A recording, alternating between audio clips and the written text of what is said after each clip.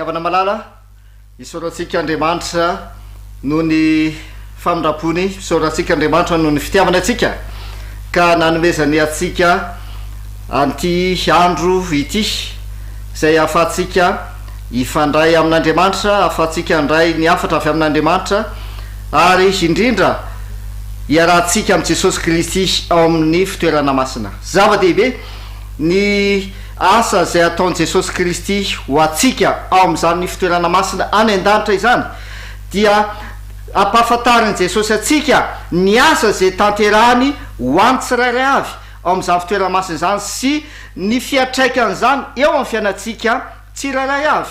Tombontsoa atsika ny namantatra an'ireo asa izay tanterahana ao amin'ny fitoerana masina izay fanavotanao atsika nandritra an'izay 5 andro izay. Ankehitriny dia tonga amin'ny andro 10 isika dia mbola misaotra an'Andriamanitra ahafahantsika indray miaraka amin'i Jesosy Kristy ao amin'ny fitoerana masina. Andeha hiaraka hivavaka isika.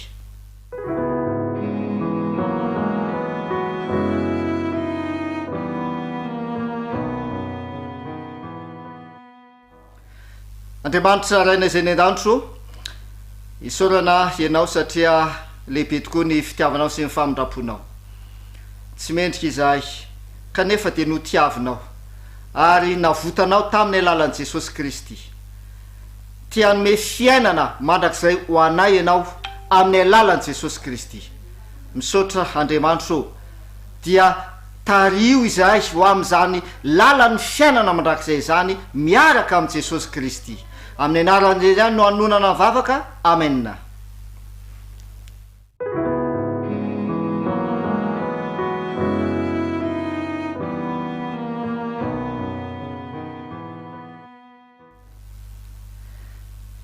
Andro fahafotsika ankehitriny efa mamaraparantsika ny fandiniana nylay loha hevitra miaraka amin'i Kristy ao amin'ny fitoerana masina.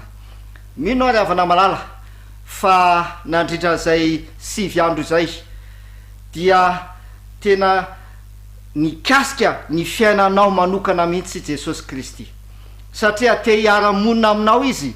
Voalazany Jaona 1:7 ane fa handeha namboatra fitoerana ho anareo Jesosy ary handeha namboatra fitoerana ho anareo dia ho avy indray ka handray anareo any amiko ka izay itoerako no itoeranareo koa.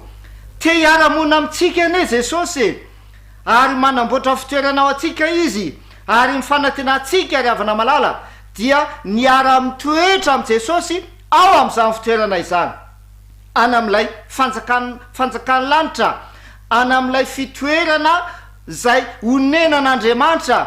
Ary efa toerana izay onenan'Andriamanitra dia masina satria hoy Jehova amin'ny Exodus 20:20 zay toko sy 9 fototra zay noraisitsika hoe asaovy manao fitoerana masina hoa, manaova fitoerana masina hoa dia onona eo aminy aho. Riavana malala efa hatramin'ny voalohany hatramin'ny namoronana zao tolo zao Andriamanitra no te hiara-monina amintsika olombelona. Efa hitatsika zany voalazana amin'ny Genesisy 3:1-5. Kanefa ny zavatra aseho dia tafasaraka tamin'Andriamanitra ny olombelona noho ny fahotana.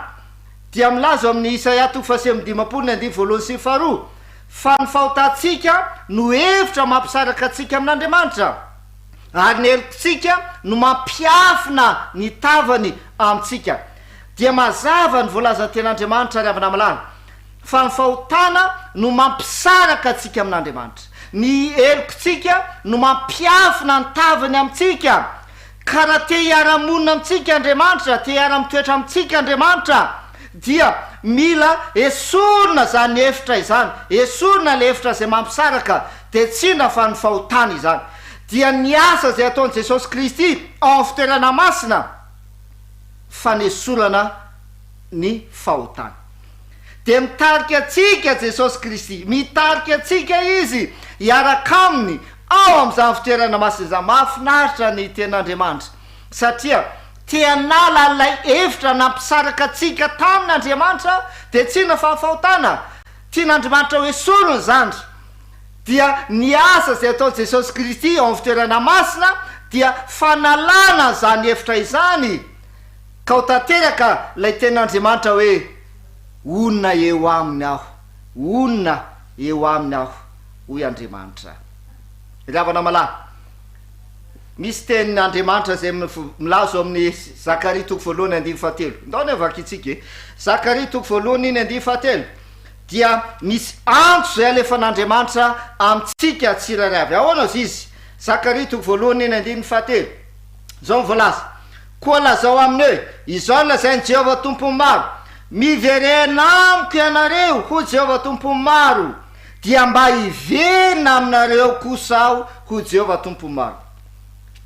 Miantso atsika Andriamanitra, miantso anao Andriamanitra, manao hoe miverena amiko, miverena amiko, de hiverina ho aminareo koa.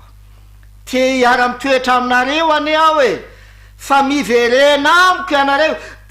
Antso zay alefan'Andriamanitra amitsika zany, satria zavatra se tany edenane rehefa tonga tao am'ilay toerana zay namboariny Andriamanitra mba hitoeran'ny olombelona, de tonga tao izy mba hiara-mitoetra amin'olombelona, hiaraka amin'olombelona, dia niery ny tavan'Andriamanitra ny olombelona, niala nandositra teo anatrehan'Andriamanitra ny olombelona. De eto de miantso Andriamanitra hoe miverena amiko ianareo, miverena amiko ianareo, dia hiverina aminareo koa aho, ka afaka hiara-mitoetra isika am'izay fotoan'izay. Amen. Isaorana ny tompo noho izany antso zay alefan'Andriamanitra amitsika olombelona izany. Miantso atsika Andriamanitra mba hiverina eo aminy. Tian'Andriamanitra mba hiverina amin'ny laonindray ny fiarahana aminy. Tian'Andriamanitra mba hiavana aminy indray tsika. Dia andao tsika maky ny ten'Andriamanitra ao amin'ny Filipianina, Kolosiana zafady, Kolosiana 2:20. Dia ahoana voalaza ny ten'Andriamanitra? Kolosiana 2:20. Zao voalaza ny ten'Andriamanitra. Vakitsika manomboka ny 110 de toizantsika amin'ny 20. Fa sitraky ny ray ho ao aminy no hitoerany fahafenona rehetra, sady izy Jesosy Kristy no lazainy eto, izy no hampiavanany ny zavatra rehetra aminy, ka dia nirany, eo mario tsara, nirany teo amin'ny hazo fijaliana no nanaovany fampiavanana. Inona hoe nanaovany Jesosy Kristy fampiavanana? Nirany teo amin'ny hazo fijaliana no nanaovany fampiavanana. Izy hoy izao no fampiavanana, izany na ety ambony tany na ny any an-danitra.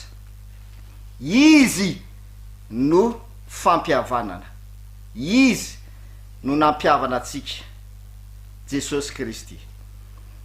Ary raha ny tena marina ny asa zay ataony Jesosy Kristy amin'ny fitoerana masina dia asa famerenana atsika indray, famerenana atsika indray eo amin'Andriamanitra, asa fampiavanana atsika indray amin'Andriamanitra. Izany no asa zay tanterahany Jesosy ho atsika ao amin'ny fitoerana masina, fampiavanana, satria tian'Andriamanitra hiavana aminy indray tsika zay niala teo aminy, zay nanota teo aminy. De tian'Andriamanitra hiavana amindray tsika tamin'ny alalan'i Jesosy Kristy. Izy no fampiavanana. Tamin'ny rano teo amin'ny hazo fijaliana no nampiavanany antsika, ny rano teo amin'ny hazo fijaliana. Dia nofantatsika nandritran'izay andro lasa izay ny asa fampiavanana zay ataon'i Jesosy Kristy, asa fampiavanana mba tonga atsika hiavana amin'Andriamanitra. Dia nodiniatsika tamin'ny andro lasa izany, dia andao jerevantsika mba tsy adinonao zany, dia nojerevantsika ny hoe mila tsapanao ny fanatrehan'Andriamanitra, ny fanatrehan'Andriamanitra. Ary rehefa matsapa ny fanatrehan'Andriamanitra ianao dia matsapa ny famasinan'Andriamanitra, le Andriamanitra masina dia te hiavana aminao. Ka raha te hiavana aminao le Andriamanitra masina, ianao nefa olombelona maloto mpanota meloka dia mila miaiky ny fahotana, manatona le zanak'ondry, manatona le zanak'ondry n'Andriamanitra de tsy iza fa Jesosy Kristy, dia miaiky ny fahotana am'ilay zanak'ondry n'Andriamanitra de Jesosy Kristy. Ary efa miaiky ny fahotana am'le zanak'ondry sika de zao ny lazainy ten'Andriamanitra Jaona 1:7 de ozy izy volazany teny hoe raha miaiky ny fahotantsika isika dia matoky sy marina izy ka mamela ny fahotantsika sy manadio atsika ho afaka amin'ny tsy fahamarinana rehetra. Famelan-keloka, famelan-keloka. Ary zay ny zavatra tiany Jesosy omenatsika ao amin'ny fitoerana masina, famelan-keloka. De manatona ny altara isika, altara zay tandindo ny hazo fijaliana zay nanaovan'i Kristy fanatitra ny tenany mba ho famonjena an'izao rehetra zao. Teo amin'ny altara no nandatsaka ny rano Jesosy Kristy mba azahotsika famelan-keloka. De ten'Andriamanitra de milaza an'izany manao hoe tsy misy famelan-keloka raha tsy misy raha latsaka. Hoy ny voalazany ten'Andriamanitra. Jesosy dia nanolotra ny tenany ho faty teo amin'ny hazo fijaliana mba isolo elokatsika ary mba azahotsika famelan-keloka, azahotsika fihavanana amin'Andriamanitra indray. Isika zay tokony ho faty satria volazany ten'Andriamanitra hoe fahafatesana ny tamin'ny ota, isika zay tokony ho faty noho ny fahotantsika dia Jesosy Kristy no nanaiky hitondra ny fahotantsika ary nanaiky ho faty isolo atsika teo amin'ny hazo fijaliana. Famelan-keloka.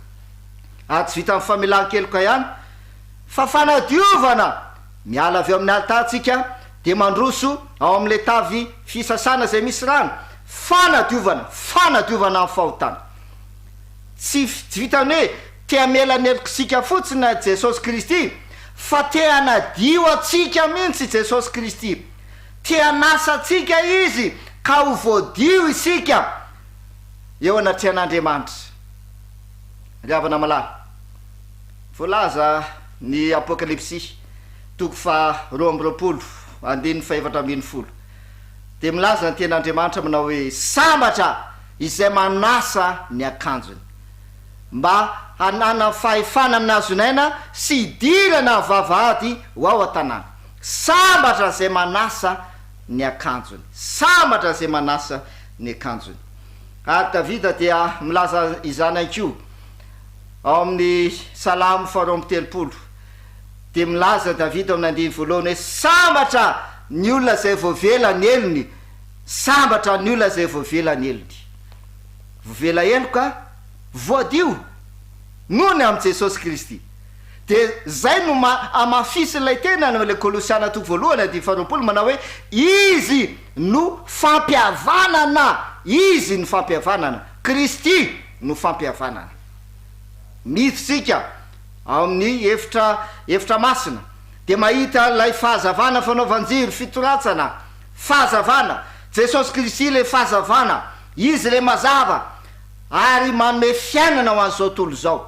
Jesosy Kristy le fahazavana izay manaraka azy de tsy mba andeha maizina ozy izy ny ten'Andriamanitra efa novakitsika teto zany. Izay manaraka azy dia tsy andeha maizina, izy le fahazavana dia mitarika anao ho amin'ny mazava Jesosy Kristy mba tsy andehananao any amin'ny maizina, tsy anarahanao an'ilay andrinany maizina de tsy iza fa Satana izany, fa mba anarahanao le fahazavana de Jesosy Kristy le fahazavana. Dia milaza any amin'ny Petera 2:2 ny andininy fahasivy, Petera 2:2 de ozy izy ny ten'Andriamanitra manao hoe fa ianareo kosa dia taranaka voafidy, fanjakapisonina, firenena masina, olona nalain'Andriamanitra ho an'ny tenany mba ilazanareo ny atsara n'ilay nyantso anareo hiala tamin'ny maizina ho amin'ny fahazavana mahagaga. natson'andriamanitra taiza hoetsika iala maizina natson'andriamanitra iala tamaizintsika ho amin'ny fahazavana ry havana malala miaraka am' jesosy ao amin'ny fitoerana masina mandeha mazava miala maizina ho amin'ny fahazavana natson'andriamanitra ianao iala maizina ho amin'ny fahazavana jesosy kristy efa nanafaka anao tao maizina ho amin'ny fahazavana efa nanafaka anao teo ambaniny tamin'ny fanarahana n'lay ndrinany maizina izy le mpanjaka ny famaizinana efa nafana ianao dia atsony ianao anaraka azy ho eo amin'ny mazava tsy vitan'izay ihany fa tianome fiainana ho anao mihitsy jesosy kristy le mofo aseho latabatra misy mofo aseho zay maneho an jesosy kristy le mofo velona nidina avy tany an-danitra zay manome fiainana ho an'izao tontolo zao ka zay mihinana izany mofo izany dia ho velona mandrakizay izy hoy ny voalazan'ny ten'andriamanitra Jaona toko fa enina no milaza an'izany tianome fiainana ho anao jesosy kristy ary tena tiany jesosy raha izy mihitsy no antom-pivelomanao jesosy mihitsy no antom-pivelomanao izy no antom-pisinao ankehitriny raha toa ianao velona ankehitriny de azadiny fa jesosy no antom-pisinao jesosy ny mbola manome fiainana ho anao amin'ny alalan'ilay mofo asio ka afaka hiteny tahaka ny apôstôly Paoly ianao manao hoe Kristy no antony ahavelomako Kristy no antony ahavelomako ary mandrosika manoloana ilay efitra lamba zay misy an'ilay atara fandolana didik'azomanitra zay maneho an jesosy kristy zay nitondra ny fahotatsika satria nafindra teo am'le efitra lamba ny fahotana tamin'le lalan'ny raha zay natetina dia efa noraiziny jesosy kristy ho eo amin'ny tenany ny fahotatsika rehetra efa noraisiny teo amin'ny tena ny fahotatsika rehetra tsy vitan'izay ihany fa lay didik'azomanitra zay dorana dia misy fofona manitra manenika an'ilay fitoerana masina de tsy iza fa jesosy kristy zay mivavaka ary mifona ho atsika dia rakofa n'lay fofona manitra lay fofona maimbo avy amin'ny raha zay natetina teo amin'ny efitra lamba rakofa n'lay fofona manitra izany ravana am'lala mahafinaritra ny ten'andriamanitra fa jesosy kristy dia tia andrakotra atsika amin'ny fahamarinany jesosy kristy ka ny fahotatsika dia horakofa ny fahamarinany jesosy kristy dia ahoana izy Davidy ao amin'le salamo 1:3 ny andininy voalohany sy ny faharoa de zao voalazan'ny Davidy andao ny vakitsika salamo 1:3 ny andininy voalohany sy ny faharoa de zao ny tenen'i Davidy de ozy izy sambatra ny olona izay voavela ny elony de toizany tsy voavela eloka ihany fa voasarina ny fahotana jereo tsara sady voavela ny eloka amin'ny alalan'ny fanatitra amin'ny alalan'ny tafisasana sy ny sisa famelan-keloka fa toizany Davidy ale izy sambatra ny olona zay voavela ny elony sy voasarina ny fahotana le efitra lamba sy le didik'azomanitra voasarina ny fahotany sambatra ny olona zay tsy isan'i Jehova eloka ary tsy misy fitaka ny fanainy le havana malala inona kay ny anton'izany rehetrarehetra zany inona ny tena anton'izany rehetrarehetra izany ndao atsika maky ny ten'andriamanitra Isaia 7:7 andininy 2:20 inona kay ny anton'izany rehetrarehetra zany Isaia 7:7 andininy 2:20 ahoana voalazan'ny ten'andriamanitra de ozy izy izaho efa nandevona ny fahadisoanao tahaka ny fandevona ny zavona ary ny fahotanao tahaka ny rahona koa miverenamiko fa efa nanafitra anao aho ry havana malala mbola manamafy eto Andriamanitra hoe miverena amiko satria zaho efa nandevina ny fahotanao efa nandevina ny fahadisoanao dia miverena amiko ianao fa efa nanavitra anao fanavotana aika izay zany ny tian'Andriamanitra ho tanterahana amintsika fanavotana amin'ny alalan'ny reo zavatra nisy tao amin'ny fiterana masina fanavotana efa nanavitra anao aho hoy Andriamanitra miverena amiko dia ho levoniko ny fahadisoanao sy ny fahotanao. Ary akoatr'izay de milaza Andriamanitra ao amin'ny Efesiana 2:7 de ahoana izy izy Andriamanitra ndao vakitsika ne Efesiana 2:7 de zao voalaza ny ten'Andriamanitra Efesiana 2:9 de ozy izy fa fahasoavana no namonjenatsika amin'ny finoana fahasoavana no namonjenatsika amin'ny finoana tsy avy amintsika tsy avy aminareo zany fa ahoana ozy izy avy aiza fanomezana avy amin'Andriamanitra famonjena fahasoavana fanomezana avy amin'Andriamanitra ry havana malala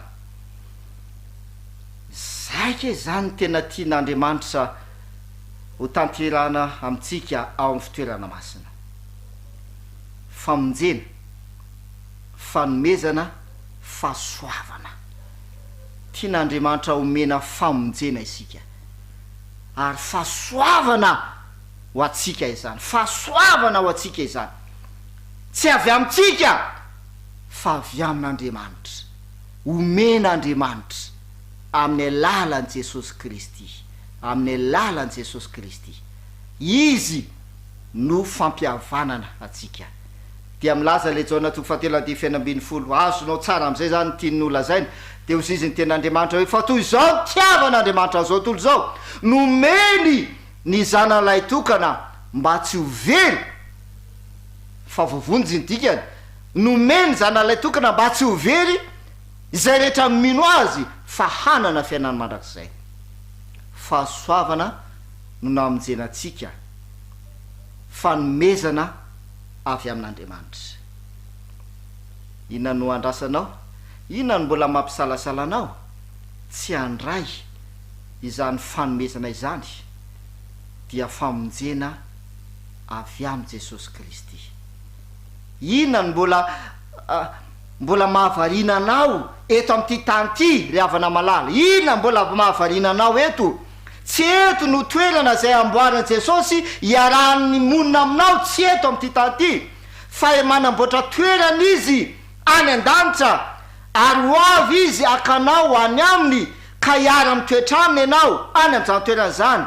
Inona mbola mampisalasala anao? Inona mbola tsy mampiraika anao ny hiaraka amin'i Jesosy ho any amin'izany toerana izany ka hiara monina aminy? Mety ezakehitriny andray ilay fanomezana izay omen'Andriamanitra Jesosy Kristy, fanomezana avy any an-danitra de Jesosy Kristy.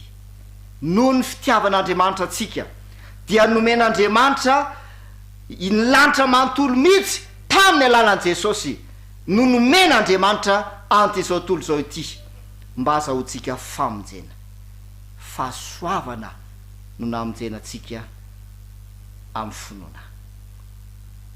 Ankehitriny dia tonga eo amin'ny famaranana ny dinidinika asika, mbola ho toizantsika manaraka ny famaranana azy dia tsina zany fa Jesosy Kristy ao amin'ny masina indrindra, Jesosy Kristy ao amin'ny masina indrindra. Ry havana malala, tena tia hiaraka amintsika mihitsy Jesosy Kristy. Inona zavatra ho hitatsika, inona zavatra tiany Jesosy hiarana amintsika ao amin'ny masina indrindra ho toizantsika manaraka izay loha hevitra izay. Fatreto de efa mazava ny tanjona zay tiany Jesosy ho tanterahana eo amin'ny fiainanao. Famonjena, famelan-keloka, fanadiovana, fiainana, fandrakofana ny fahotana, fifonana ho atsika, famonjena. Ny anton'izany rehetra izany de miantso anao izy hiverina eo aminy, miverena hoy Jesosy Kristy, miverena ka mibeba aminona ny fahotarareo. Fa izy de efa nanao ny fomba rehetra mba hazahoantsika famonjena. Jesosy Kristy dia efa nanao ny fomba rehetra mba hanadiovana atsika ho afaka amin'ny fahotana. Andehantsika hiverina amin'Andriamanitra, ary andehantsika hanatona an'Andriamanitra, andehantsika hanaiky an Jesosy Kristy, ary andehantsika ino an Jesosy Kristy. Izy rerany no mpamonjy atsika. Voalaza ny ten'Andriamanitra zany, tsy misy famonjena amin'ny hafa, izy rerany no mpamonjy atsika. Andeha hivavaka ary sika.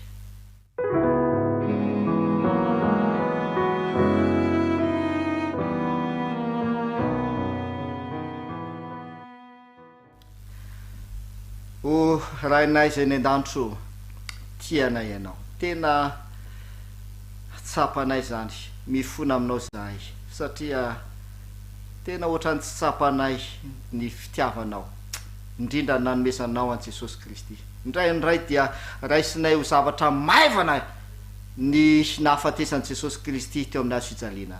Indraindray dia raisinay ho zavatra tsy de manandanja ny famonjena zay nataony Jesosy Kristy, ny fiainana manrak'izay zay omeny Jesosy Kristy. Fa eto amin'ity tany ity ny mahavariana anay, de variana eto kanefa fantatray, voalaza ny teninao fa tsy eto amin'ity tany ity no toerana zay amboariny Jesosy hiaraha mitoetra aminay. O Jesosy Kristy eo manatona anao zay, eny mifony izay ary mibebaka aminao tokoa zay. Meteza Jesosy melanelokay, meteza hanadio anay ho afaka amin'ny fahotana, meteza hanarona ny fahotanay. Jesosy eo ao amin'ny efitra masinay indrindra ianao ankehitriny, tianay niaraka aminao ao amin'ny masina indrindra, dia ampahitao fifaliana amin'ny fiarahana anao ny tsiraray avy. Amin'ny anaran'i Jesosy no hanonana izany vavaka izany. Amen.